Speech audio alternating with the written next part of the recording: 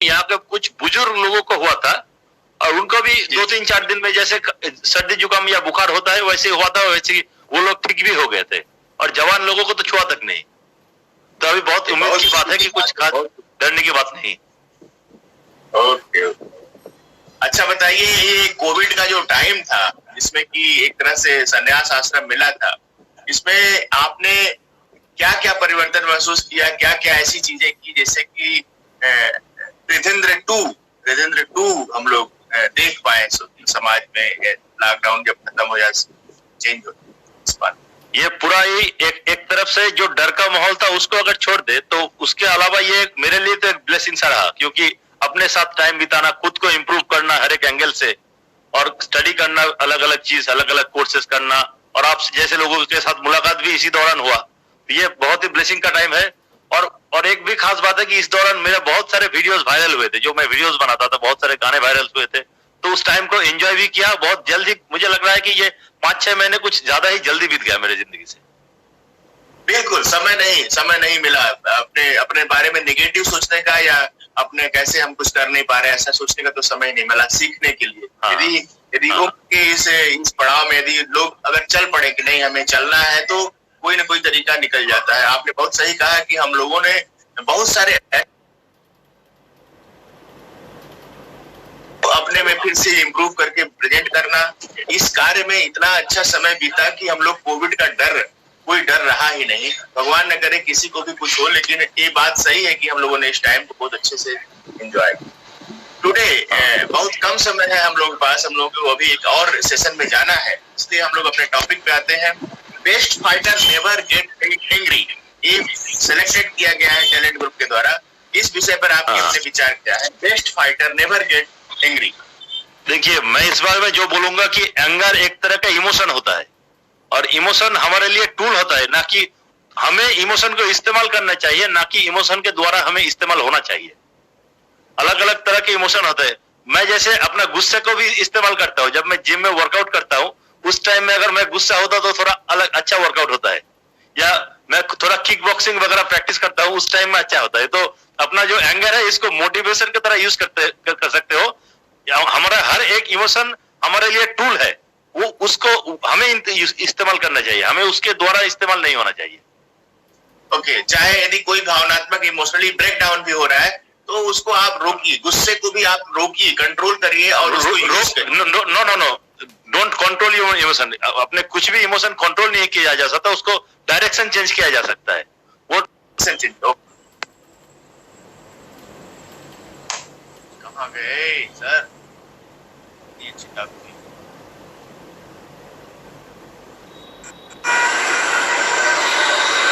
कोई नेटवर्क शायद नेटवर्क का थोड़ा प्रॉब्लम है। कोई बात नहीं। हाँ, तो मैं जो बोल रहा था कि हमारा जल्दी से एक गाना इसी पॉइंट पे।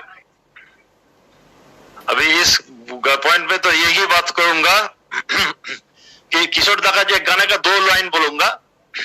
जग में जो बुरा है हम देखे ना सुने, कांटों को हटा के, तो यही हमारा एटीट्यूड होना चाहिए कि जब भी मौका मिले बुरा को अवॉइड करो और अच्छाई को अपनाओ, अपने खुद को इंप्रूव करो। चाहे जो भी आपका इमोशन हो, जो भी सिचुएशन हो, वहां पे कांटों को हटा के हमेशा फूल को चुनो तुम। वाह वाह वाह, बहुत अच्छा।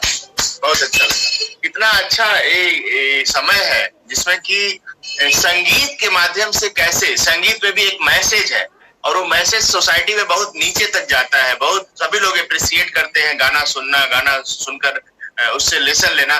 कुछ लोग तो सुनते हैं उसको समझ नहीं पाते हैं, लेकिन किशोर दा के गाने जो पुराने गाने हैं उसमें बहुत सारा मैसेज है और बहुत लंबे समय तक ये मस्तिष्क के पॉजिटिव एनर्जी को इम्प्रूव करने का बहुत। आजकल के संगीत में तो ऐसी ऊर्जा है कि उससे आदमी भागता है।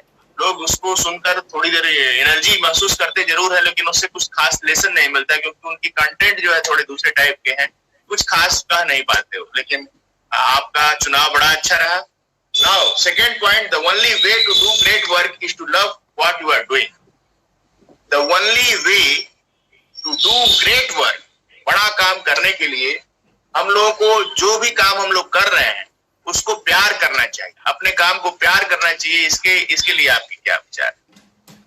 यही एक बात कहूंगा कि काम करने का यही ओनली तरीका है कुछ अच्छा करने का, वरना हम लोग तो एक गधे की तरह चढ़ते जा रहे हैं और कुछ नहीं, भेड़ बकरी की तरह होकर चलाया जा रहा है। अगर जो काम हम करेंगे उसको अगर प्यार ना करें, अब अंदर से एक फीलिंग होना चाहिए किसी भी काम के लिए। जैसे मैं गाना गाना पसंद करता हूँ, आप थोड़ा ये टॉपिक्स वगैरह वीडियोस वगैरह करना पसंद करते हैं, इसीलिए करते हैं क्योंकि आप इसको करने के लिए इसके ऊपर आपका एक प्यार है इस काम के लिए। तो कोई भी अच्छा क्वालिटी का काम कभी जबरदस्ती नहीं हो सकता, चाहे पढ़ाई हो, चाहे कुछ भी कंस्ट्रक्टिव काम हो, कुछ भी हो, उसके पीछे आपका एक पैशन, जुनून, एक प्यार जरूर होना चाहिए जो काम आप करेंगे उसके लिए।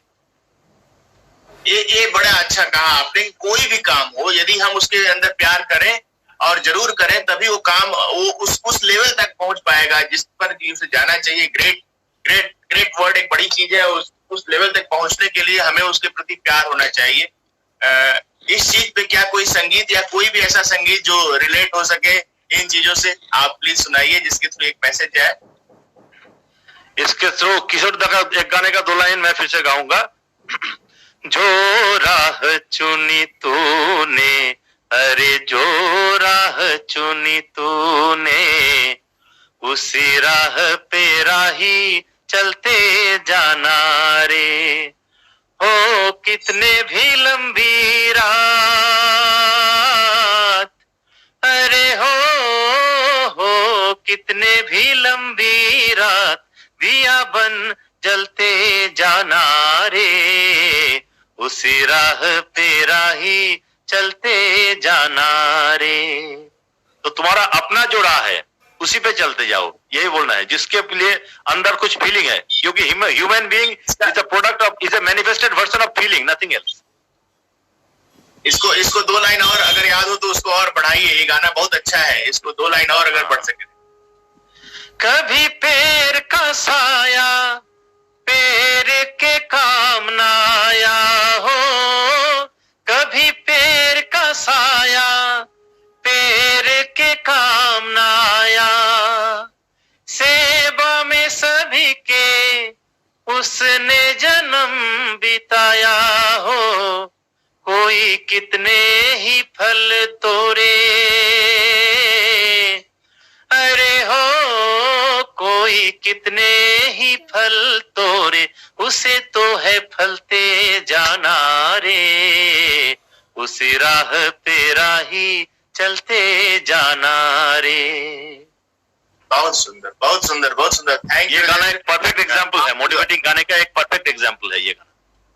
एकदम परफेक्ट एग्जाम्पल है। मुझे लगता है कि सभी लोग इसको जरूर सुन रहे हैं, मुझे विश्वास है। आप जितने लोग भी देख रहे हैं इसको आप अपनी लाइक दीजिए और शेयर करिए, जिससे कि बहुत सारे लोगों तक ये मोटिवेशनल सॉन्ग जाए और लोग उसको उस तरीके से समझे और सुने। प्लीज शेयर कर दीजिए।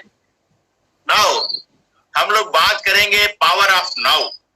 पावर ऑफ नाउ एक ऐसा शब्द है जिसमें कि हम लोग अभी का जो विचार है, अभी की जो बातें हैं, अभी का जो समय है, जो थॉट प्रोसेस है, उस परिस्थिति विशेष में उस चीज को यूटिलाइज करना। और हम लोग मोटिवेट करते हैं लोगों को कि अभी आज के समय में जो आपका पावर है, जो आपकी एनर्जी है, उसको आप यूटिलाइज करिए, जिससे कि इस समय को आप खो न दें।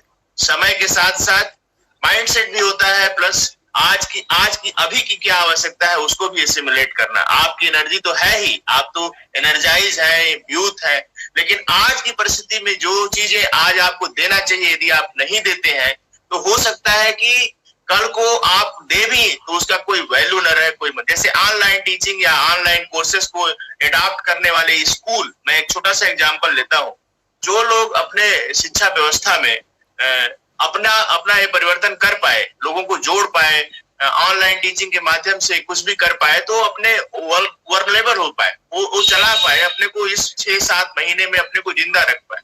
बहुत सारे स्कूल, बहुत सारी कोचिंग अगर इस चीज को एडॉप्ट नहीं कर पाई, पावर ऑफ नाउ को यूटिलाइज नहीं कर पाई, या नए इंस्टीट्यूशंस जो कुछ भी इसको एडॉप्ट कर पाए, तो वो थोड़े से अपने को कमजोर महसूस कर रहे हैं। उनको लग रहा है कि हम लोग अभी कुछ वैल्यू नहीं पा रहे हैं, कुछ कर नहीं पा रहे हैं, वो इंतजार कर रहे हैं, दे आर वेटिंग। या कुछ लोग जो काम कर पाए अपने ऊपर, जो काम कर पाए, वो पढ़ पाए, लिख पाए, अपने को एनरिच कर पाए, वो लोग भी थोड़ा सा एक अहेड है, थोड़ा सा आगे निकलते हुए महसूस हो रहे हैं कि नहीं हम लोग कुछ कर पाए, जैसे उसमें हम और आप अपने को भी गिन सकते हैं। तो इस तरीके से पावर ऑफ नाउ को यूटिलाइज करना ये अच्छी चीज है। आपकी अपनी बात इस पे क्या है, प्लीज उसे बताइए। इस बात में मैं पहले शुरू करूंगा। भीषण लखियानी का एक बुक है, जो माइंड वैली के फाउंडर है भीषण लखियानी, उनका एक बुक है code of the extraordinary mind. वहां पे उन्होंने एक बात मेंशन करी है कि हमें खुश रहने के लिए कोई रीजन ढूंढना नहीं पड़ेगा, हमें नाउ में अपने इस मोमेंट में खुश रहना पड़ेगा, चाहे जो भी सिचुएशन हो। क्योंकि हमें अगर मिले कि मैं इस सक्सेस पाने के बाद खुश रहूंगा, उसके बाद एक नेक्स्ट लेवल का सक्सेस आएगा या नेक्स्ट लेवल का अचीवमेंट रहेगा, ऐसे जिंदगी बीत जाएगी मगर हम खुश नहीं रहेंगे अल्टीमेटली। तो अगर खुशी चाहिए तो पहले से ही, अभी से ही, राइट नाउ इस मोमेंट में आप खुश रहो। और कुछ काम भी करना हो तो वो भी प्रोक्रास्टिनेट नहीं मत करो, क्योंकि जिंदगी बहुत लिमिटेड एक टाइम पीरियड है, और उसमें भी जवानी या जिंदगी का जो पीक टाइम है वो तो और भी कम है। अगर 80 साल का जिंदगी भी है तो उसमें 40 साल के बाद जिंदगी अगर कुछ खास नहीं किया तो उसके बाद शायद जिंदगी का और कोई खास मतलब भी नहीं रहेगा, वो सिर्फ जिंदगी बिता देगा, किसी तरह से गुजार देगा। तो इसीलिए मैं तो एक गाने का, किशोर दा का गाने का फिर 2 लाइन गाऊंगा। जीने का रंगीन मौसम, ये खूबसूरत जमाना, अपने यही 4 पल है, आगे है क्या किसने जाना, जीना जिसे आता है वो इनमें ही मौज मना ले, कल की हमें फुर्सत कहाँ, सोचे जो हम मत वाले। वाह, बहुत अच्छा, बहुत अच्छा, कितना अच्छा है। कल के बारे में क्या सोचना या चिंता करना, इतना अच्छा संगीत के साथ आपने मैसेज दिया। ये कल तो एग्जिस्ट नहीं करता, क्योंकि आपका जो पास्ट है वो ऑलरेडी बीत गया है। 4 बेटा तो रहते हैं। हाँ, बताइए कुछ कह रहे थे आप। हाँ, बोल रहा था कि जो पास्ट है वो ऑलरेडी बीत चुका है, उसका भी एग्जिस्टेंस नहीं है, वो हमारे एक्सपीरियंस लेने के लिए यूटिलाइज हो सकता है और फ्यूचर के लिए हमारा विजन हो सकता है, मगर हम जी रहे हैं राइट नाउ मोमेंट में। इसको अगर वेस्ट कर दिया तो पास्ट तो फिर से नहीं मिलेगा और फ्यूचर भी कभी अच्छा फ्यूचर नहीं आएगा। इसीलिए अपना right now moment, each and every moment को फुल कंप्लीटली जीना चाहिए।